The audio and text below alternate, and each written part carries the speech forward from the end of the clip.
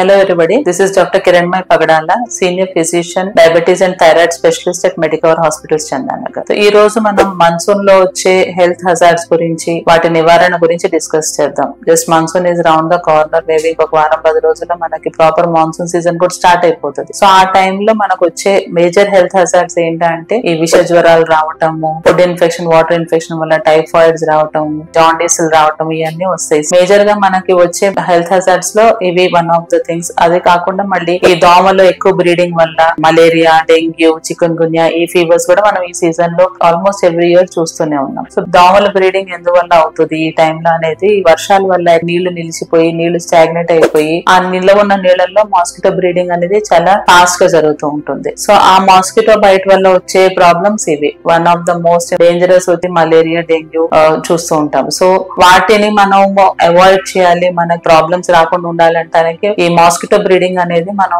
Avoid చేసేటట్టుగా కాస్త నిలువున నీళ్లు క్లియర్ చేయించటము, డ్రైన్స్ అయిన క్లియర్ గా ఉండటము, వాటర్ పొల్యూషన్ కాకుండా చూసుకోవటం అనేది చేసుకోవాలి. ఇంట్లో కూడా మనం తీసుకోవాల్సిన జాగ్రత్త మాస్కిటోస్ నుంచి కాపాడుకోవటానికి మాస్కిటో మెష్ వాడుకోవటము, లేదా మాస్కిటో రిపెలెంట్స్ అనేవి అప్లై చేసుకోవటము. సో వాటి వల్ల మనకి దోమకాటు నుంచి దూరంగా ఉండొచ్చు. ఇవన్నీ జాగ్రత్తలు తీసుకోవటం తర్వాత కూడా ఒకవేళ జ్వరం గానీ ఇటువంటి ప్రాబ్లమ్స్ వస్తే మాత్రం వెంబటే మెడికల్ అటెన్షన్ కి వెళ్ళటం, సొంత వైద్యం చేసుకోవటం అనేది అవాయిడ్ చేయాలి.